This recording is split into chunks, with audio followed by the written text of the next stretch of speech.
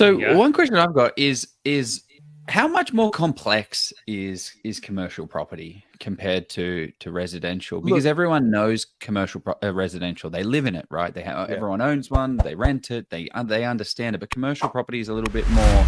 It's a little bit farther to grasp. But I think that's half the reason why people are not interested in commercial properties, because they're just like, oh well, that's too far away from my mind. I've never rented one or gone to one. I've gone into them, but yeah, I'd probably say 80%, Joe, because the things we don't understand, we often just steer away from, because it's like a primal instinct to, not primal. That's a weird kind of way to put it. But you know what I mean? Like, it's to say, oh, look, if I don't understand something, if I'm going to get eaten by that tiger over there, so I'm going to stick to something I know and I trust. But yeah, go on, answer the question. Sorry. Tell you the truth, it's a false belief that commercial property is actually harder than residential property. It's actually easier. 100% easier, because I can calculate it to the dollar. 100%. I can calculate it to the dollar, the value. So it comes from a different lens, yes. But as soon as you understand the calculations and the way that it's valued, and you're going to understand that exactly in 3 slides, you're going to realize that, commercial property isn't that hard. It's just something that's been built up in your mind that makes you feel that it's harder. But because you're used to living in a residential property. But can we throw an objection at you? Another objection? Sure. Hang on. I just want to finish this thought. Hang on. I just want to finish this thought. So if you're looking at a residential property and a commercial property in the same hands, it's a lot more difficult to understand and calculate the exact value of that residential property, because there's so many different factors at play. Like, people just want it more. They have more money than you. There's heartstrings. They fall in love with the property. But commercial property is all done on a calculation. Like, you can literally calculate to the T what the property value is. And you don't fall in love with a warehouse. You're only doing it for a financial benefit. So in my mind, that makes it easier to buy and sell commercial property, because you can calculate exactly to the T how much it's worth. And there's no speculation. There's nothing like that. When you're visiting a location, because it sounds like you do, what kind of checks and balances do you do in from a boots on ground perspective in certain locations you're buying? Oh yeah, 100%. Like, you're going, particularly with self-storage, because this is a self-storage deal that I'm looking at. You're looking for, traffic flow on different times of the day. You're looking at, like, what's actually happening in the area. Because a Google walk, like, what you would usually do is you do a Google map walkthrough first to understand the area.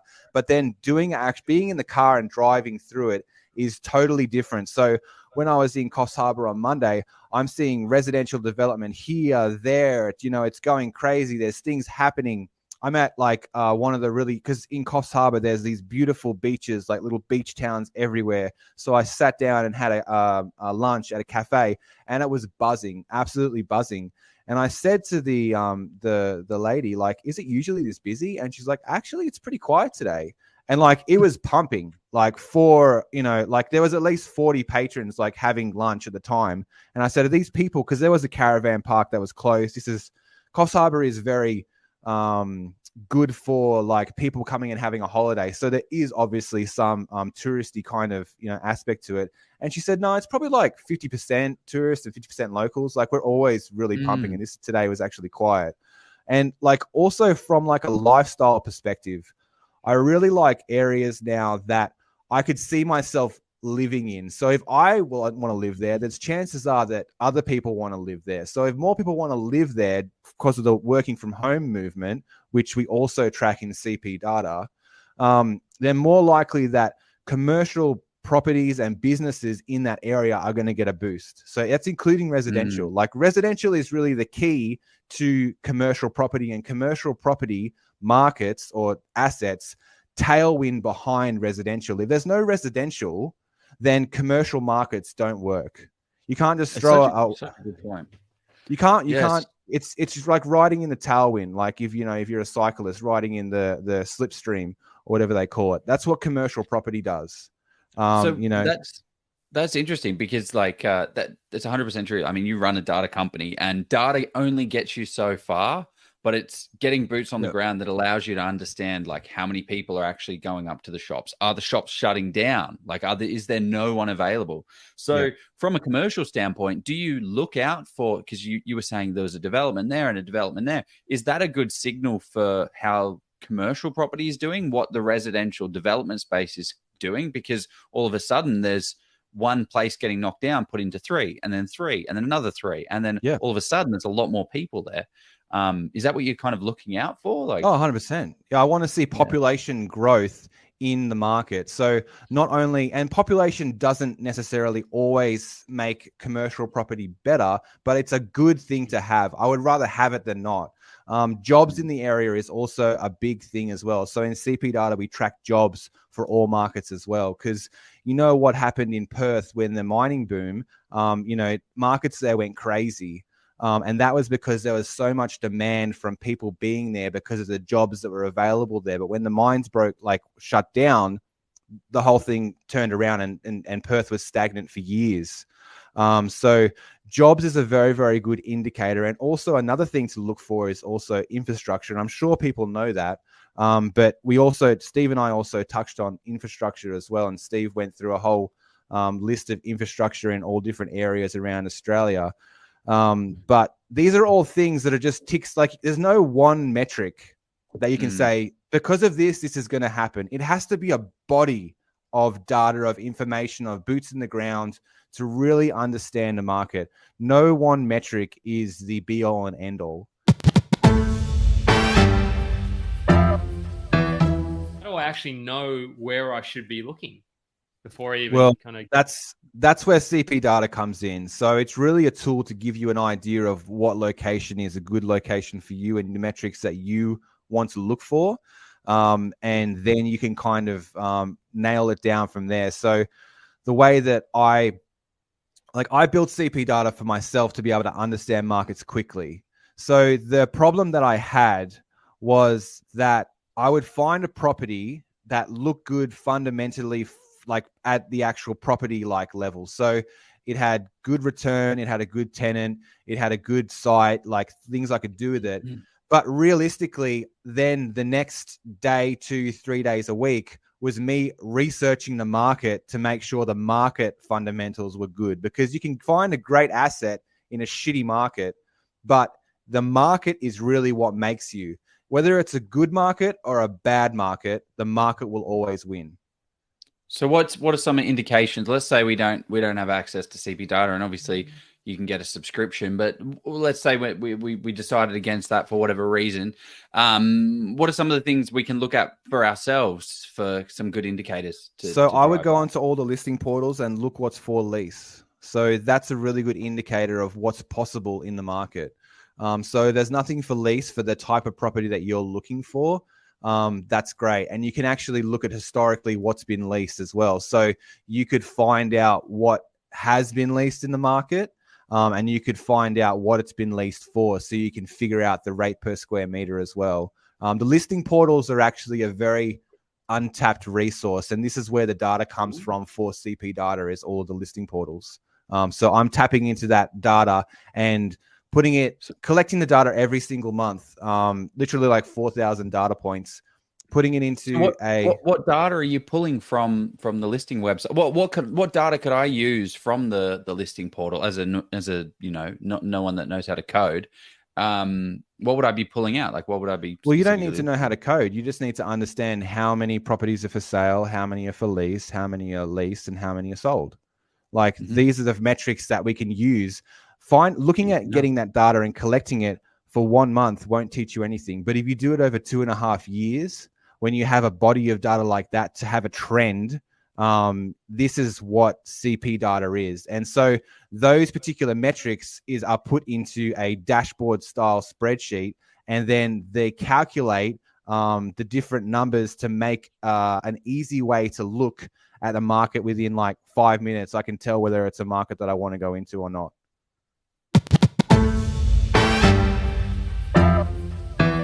The question I have is, let's say I want to buy my own commercial property.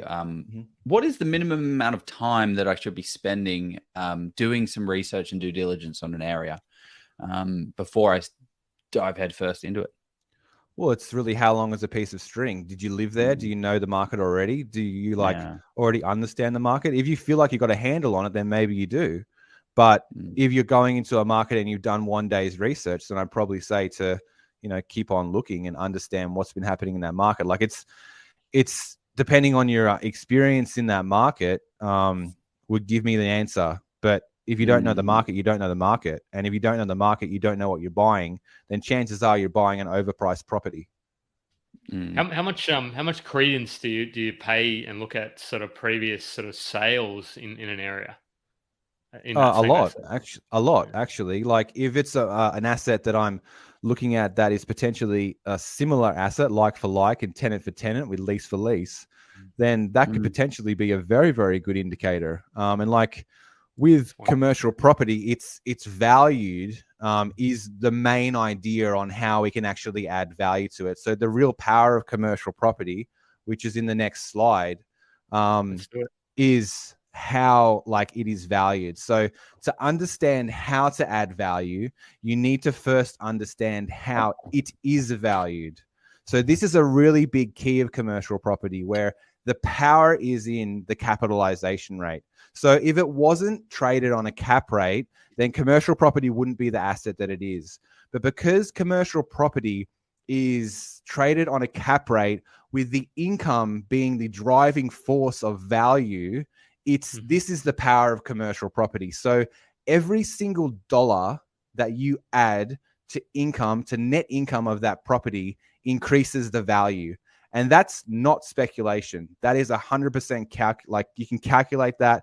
That's how they are valued. And there's no like saying, oh, actually, it's actually valued this. It 100%, if I add value, as in add income to the property, the value of the property will go up. It cannot go anywhere else but up. And that's the power of commercial property.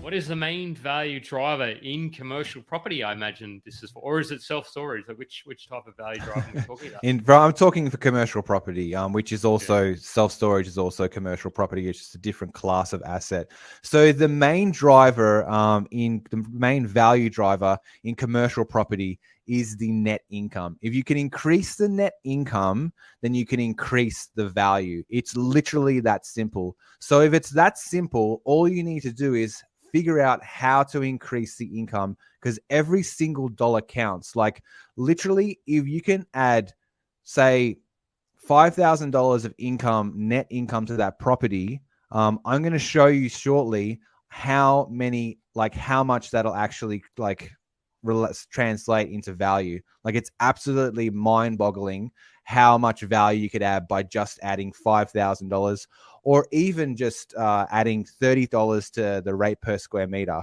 Like, and that's not $30 is just a number. It could be $10, it could be $5, it could be $20. It's anything. Adding any dollar to the net income increases the value, guaranteed. No money, no back money, like guaranteed, like no questions asked. It's so just when we're looking at these value add deals, are we specifically looking for deals that have their lease coming up for renewal pretty soon? Like, no, it doesn't have to be. Because if you've got a deal that's got a lease that's, CPI adjusted over the next 5 years at a set rate, you probably don't want to add value to a property like that because you wouldn't be able to get your return. So, I mean, how do you think about that? It doesn't have to be a lease that's coming short. It could be a tenancy that's having a market review very, very soon. So not all rate increases are CPI. It could be fixed. But every now and then in your rate increases, you will have a market review. So that can be good or bad. Because if you bought a property and the rate per square meter is too high, guess what? That actual rate is coming down to the market. So you need to make sure when you're buying a property that the rate per square meter is fair. And what I like to talk about, or what I would, enforce or talk about, is that you should try and not push the envelope so it's way over the market, because eventually that is actually going to have to come back. And then, you're going to be losing money on the value of the property. And also the tenant will look elsewhere because they'll think, well, I'm paying this here, where I can go over to this property. It's exactly the same, and they're only charging me X, and it's a lot lower than what I'm charging here. So being commercial property, the tenant is your partner. If the tenant has lots of success, you will have lots of success, and you need to make it easy for them to have success in commercial property. So working with them, and I'm not saying like undercutting yourself, it has to be fair, but you don't want to really go crazy and push the envelope like you can in self-storage on your commercial property lease. In self-storage, it's different because I'm trying to find the highest paying customer possible, and it depends on your need. So if you really need self-storage and there's nowhere else to put your stuff, and I'm charging you $50 more than the market because you need it, you might still pay it. So self-storage is a lot more cutthroat.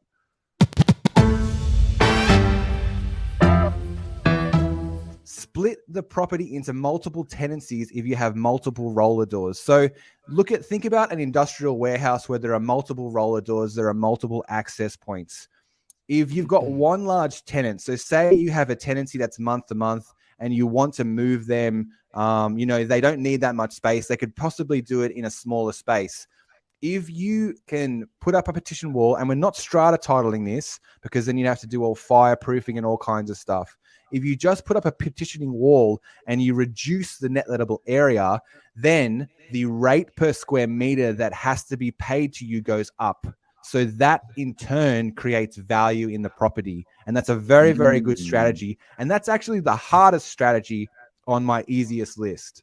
So if you can't do that, then you've probably got problems. But so what are some of the things that we need to consider? Like you can't just put a wall up. What are some things to consider if we are thinking about this strategy? We found a commercial property. Does it have property. to be council approved, or like what's not if it's internal and you're not strata titling it. It doesn't have to be council approved. You could petition off a section of a property and rent it out.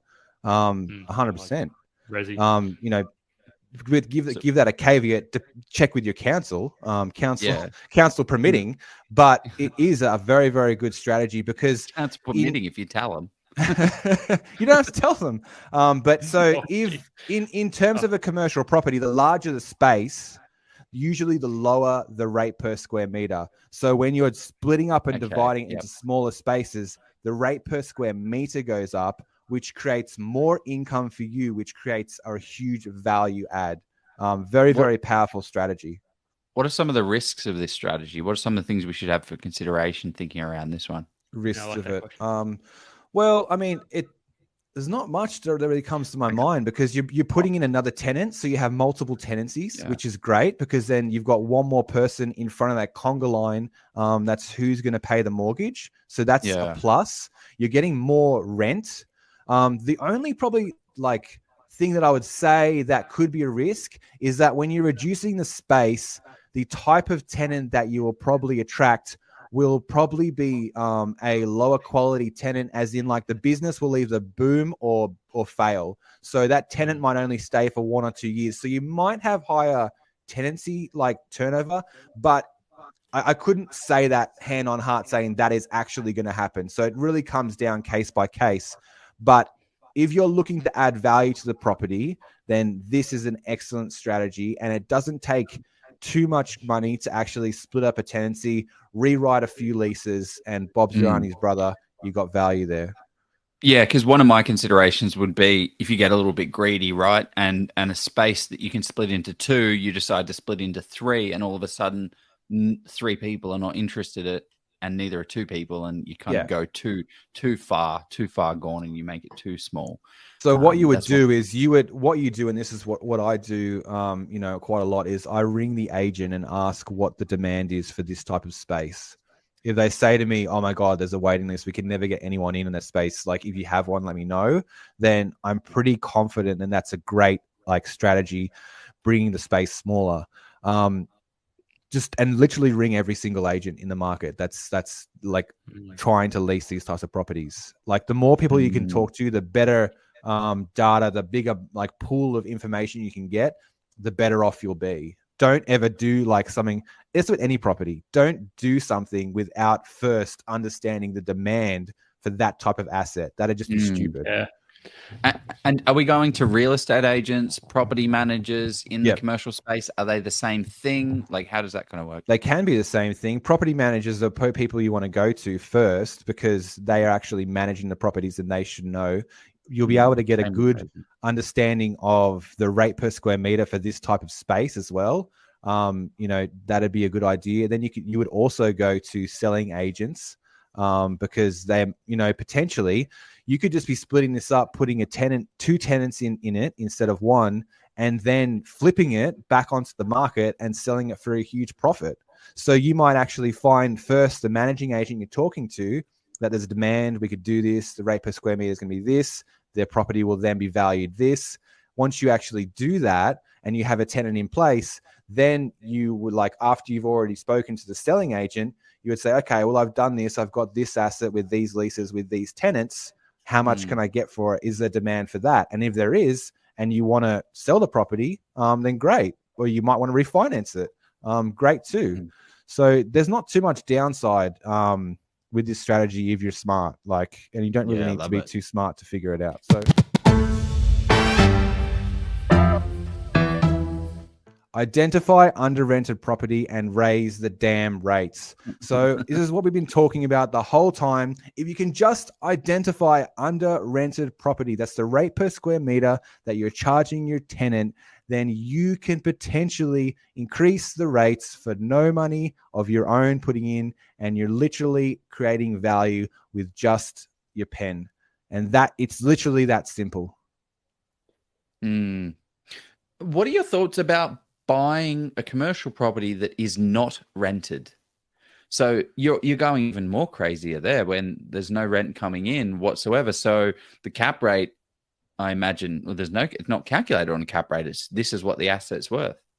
Yeah, well, that is more of an advanced strategy, and that's why I left it off this list. So when I did my 13 ways to add value to industrial property on my podcast, that was one of the strategies, because a lot of investors do that. So they'll buy a vacant property, which they'll have to pay GST on. That's the very big downside of buying vacant commercial property, is then it's not considered a going concern. It's actually now triggers GST.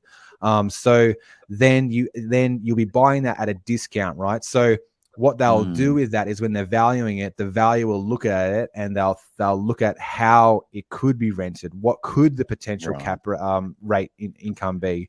And then what you should try and do is try and get that at a discount, and then the effort going to get a tenant in there and then get a better lease on that property, that's your value add. It's a very, very good strategy, but you need to have reserves and buffers in place to do that. And it's a more advanced strategy for an investor that's further along their path, because they need more money to do that, because you could, if you get it wrong, have a long period of vacancy as well. Great way to do it. Many people do it, but I wouldn't recommend it for the type of audience that we're probably speaking to now that's starting out.